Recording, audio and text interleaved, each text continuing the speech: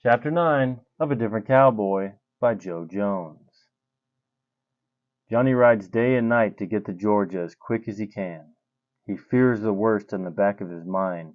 Knowing Tessa is carrying their child, he prays daily to protect them both. He makes it out of Texas and passes through Louisiana swamps, and then days later makes it through Mississippi. Temperatures are beginning to drop as summer draws to an end. A relief after a relentless heat wave from Arizona to Texas. He stops one night when he finally reaches Alabama. He builds a campfire and lays down beside it looking up at the stars. "Oh, Tess, hang in there, honey. I'm on my way to you, my love." Johnny doesn't know it, but Tessa is outside her cottage, staring up at those same stars, one state away, rubbing her belly as the baby gets closer to entering the world each day. She sighs and wonders where Johnny is and what he is doing. She can only hope that he hasn't given up on their love. The wind picks up and sways the trees in front of her, as if God himself is assuring her that everything is going to be all right. She sighs and walks back in the cottage. Johnny lays next to the campfire with an empty notebook in his hand. He closes his eyes and sees Tessa's beautiful face. It's almost like he can reach out and touch her. He recalls the first time he had ever seen her standing by her garden hanging clothes on the line, singing such a beautiful song. He opens the blank notebook and decides to start writing a book based on their love and everything they had been through up to this point. He titles the book A Different Cowboy. After writing for a while, he falls asleep. While dreaming, he sees Tessa smiling at him, walking to him. His heart is filled with joy and they begin to run to each other. When suddenly his dream turns into a nightmare as he is stopped from reaching her. He tries to run but can't move. He feels hands around his arms restraining him. He looks to see two white men holding him back. They hit him with the butt of their rifles, knocking him to the ground. He falls to his knees and hears Tessa's voice cry out in desperation, "Johnny!" He looks up to see three more white men standing next to her. Her hands are tied behind her back. He watches as they throw a rope over a tree branch and it falls next to her. "No! No!" Trying as hard as he can to get free and get to her, his body is completely powerless, and he can't seem to move. They put the rope around Tessa and as Johnny watches in horror. One of the men bends down by Johnny's ear and says, "You were too late, cowboy. We're gonna hang you both tonight." A rope is violently put around Johnny's neck and pulls as hard as it can. Johnny jumps out of his sleep, sweating badly, trying to catch his breath. He looks around to hear nothing but crickets and see that his campfire has burned down to embers left glowing in the dark. "I gotta get moving." He jumps back into his wagon and takes off into the night. Heavy rains slow Johnny down over the next week, and mountains become an issue getting up and down them. Something Johnny is not used to, nor his horse delaying him even longer. During this time, one morning Tessa is outside working next to her children, talking to them about her life and what freedom is like. She also tells them that slavery has ended and that they will not be enslaved like this for long. She promises them she will get them out of there and take them far away soon. As she is talking to them, she hears a wagon coming down the road of the plantation. Master Williams comes out to greet the guest. She hears a familiar voice talking and looks up to see her old master, Master Smith. The children look at her and say, "There's our daddy." Tessa responds by saying, "I know. Y'all just keep on working, you hear? We don't need him coming over here." Tessa keeps her head down so he doesn't spot her. This is the man who tortured her and ripped her children away from her before. He went out of his way daily to make her life a living hell, and she did not ever want to see him again. She begins to hear footsteps walking their way. She glances over in the corner of her eye to see him walking up. She pulls her hat down more to cover her face as her heart begins to race.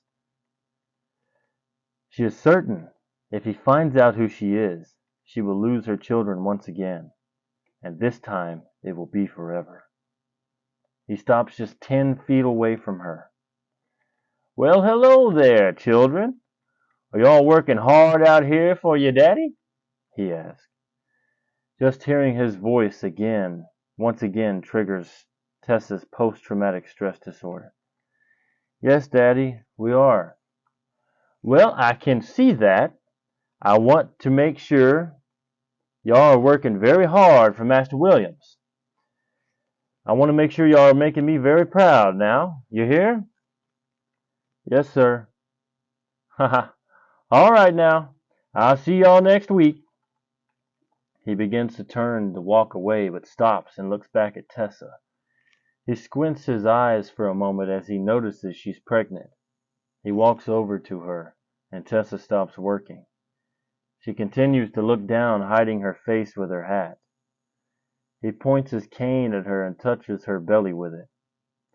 My, you are very pregnant." "Mm-hmm. Any day now, huh?" Tessa doesn't say a word.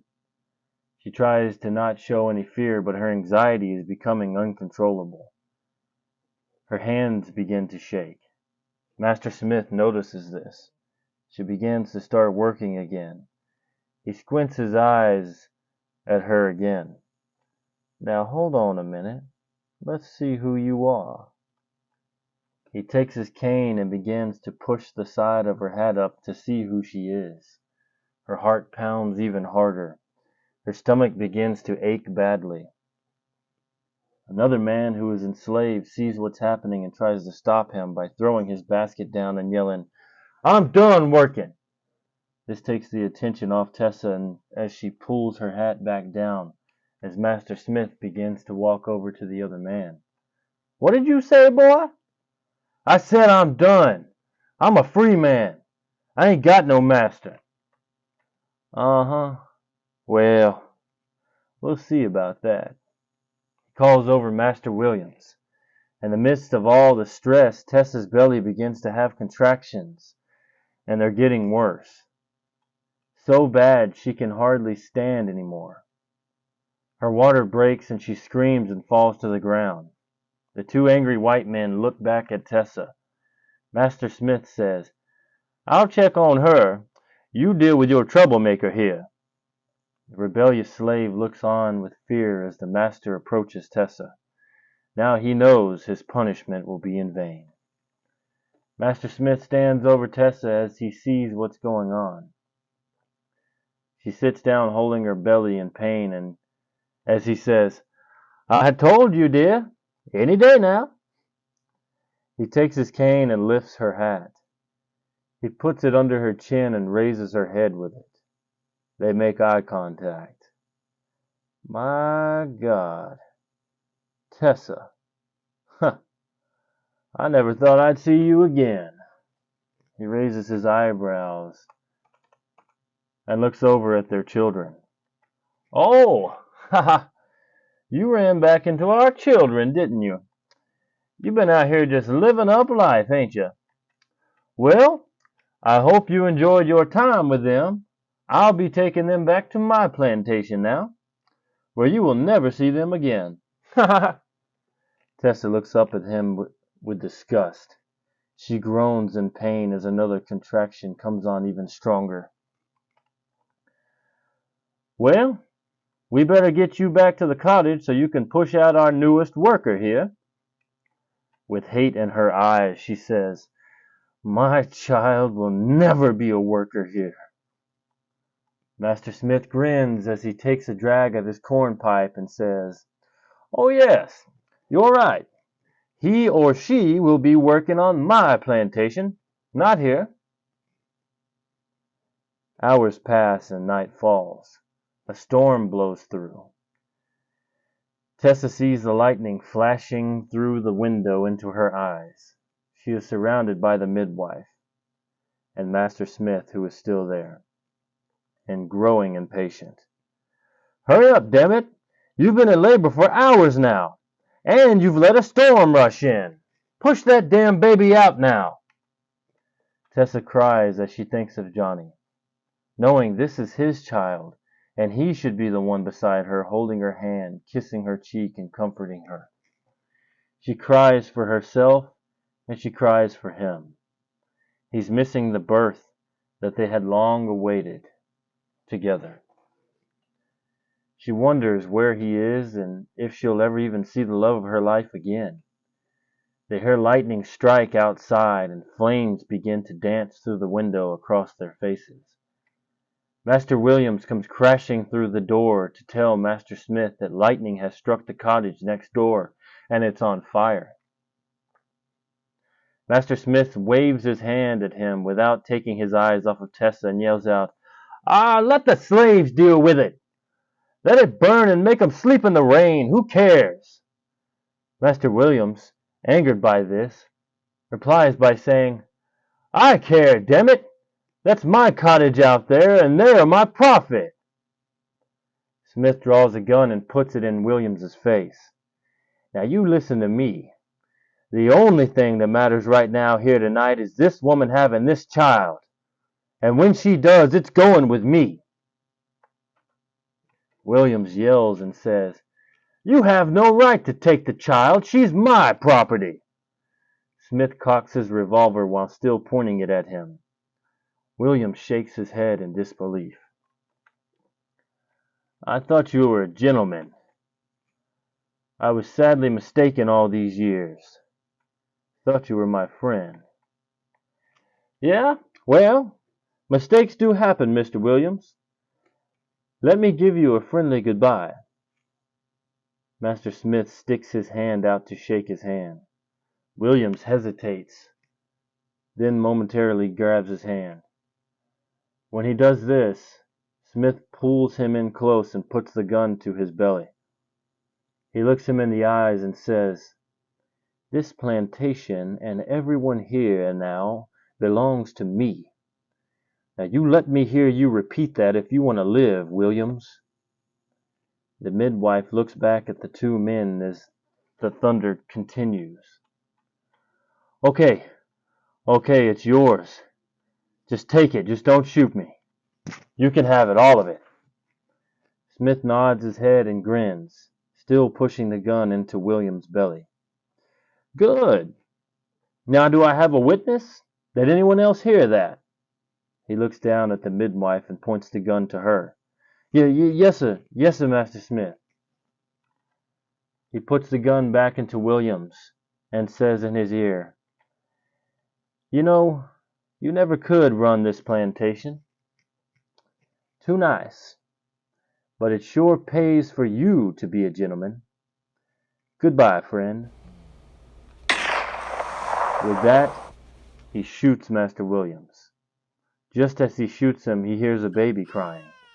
He looks over to see the newborn in the midwife's arms.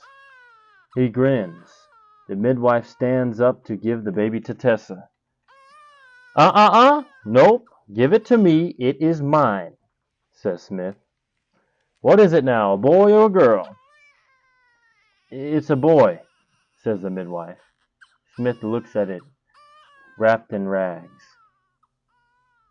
"Tessa, this baby's half white, ain't he? Ha! You let another plantation owner get to you? My. No," she says firmly with tears streaming down her cheeks. "His father is a white man, yes, but I chose to love him unlike you. He never forced himself on me like you did. And if you walk out that door with this child, it will be the worst mistake of your life. His father is a cowboy in Texas." He looks at the midwife Then at Master William's bloody body. "Get this man off the floor. You've already got blood on your hands. He's going to stain my new floors, and I just got this place." As the midwife gets up, Tessa screams in pain again. "Oh, what is this?" says Smith. Then she gives birth to another child, this time a girl. "This just keeps getting better and better. I cannot believe you have now had 2 sets of twins, Tessa.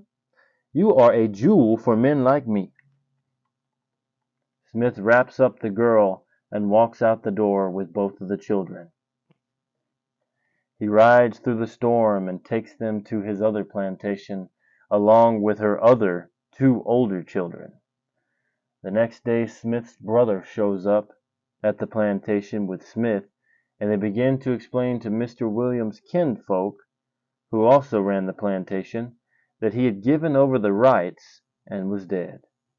Once again, Tessa had lost everything because of this man, but she was not about to let him get away with it. This concludes Chapter 9 of A Different Cowboy by Joe Jones. Let me know what you thought in the comments below. If you would like to see Chapter 10, make sure you subscribe to this channel for further content like this as we continue the story. Also, please like, share, and subscribe. Thank you.